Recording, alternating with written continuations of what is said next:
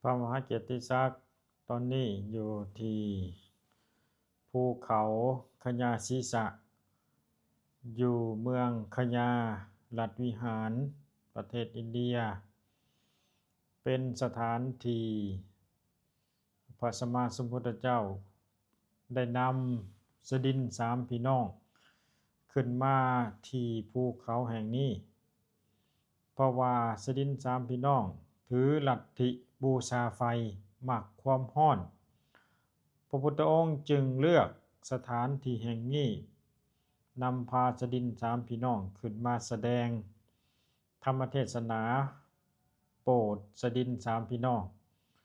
ธรรมเทศนาที่พระพุทธองค์แสดงในสถานที่แห่งนี้ก็คืออาทิตตปริยายสูตรสูตรว่าด้วยความร้อนว่าด้วยพระอาทิตย์ซึ่งสดินสามพี่น้องมักความร้อนอยู่แล้วมักบูชาไฟอยู่แล้วพระพุทธองค์จึงเลือกธรรมะเลือกเฟ้นให้เข้ากับจริตบุคคลซึ่งสดินสามไอ้น้องจึงได้บรรลุธรรมเป็นจำนวนหลวงหลายอยู่ในสถานที่แห่งนี้พระมหาเกียรติศักดิ์ได้มาสักการะกราบไหว้บูชาถือโอกาสเล่าเรื่องราวประวัติความเป็นมาของภูเขาคญาศีสะสถานที่แห่งนี้สู่ศรัทธาญาติโยม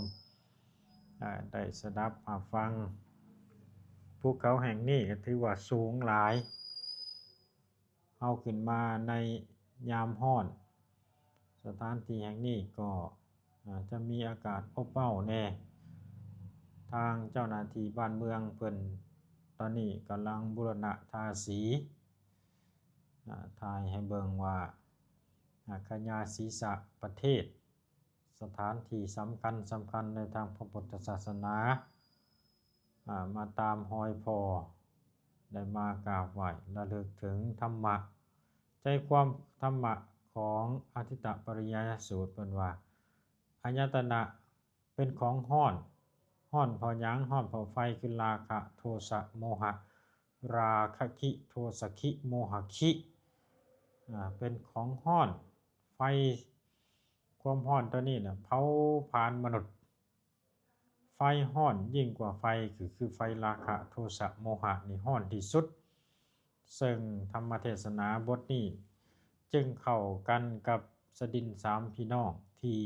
มักบูชาไฟอยู่แล้วมักลัทธิความร้อนอยู่แล้วจึงเฮ็ดให้สดินเข้าใจรสชาติธรรมเทศนาจึงได้บรรลุธรรมเป็นจำนวนหลวงหลายภาพบรรยากาศตอนนี้ก็เป็นตอนลงจากภูเขาคญาศีสะเพราะว่าตอนขึ้นบ่ได้ถ่ายวิดีโอให้เบิ่งมันเมื่อยตอนขึ้นเมื่อยแล้วก็อากาศร้อนอบอ้าวตอนลงก็สิค่ำๆแน่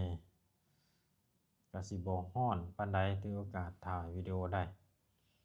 เบิ่งไปไกลๆสถานที่แห่งนี้บ้านเมืองประเทศอินเดียถือว่า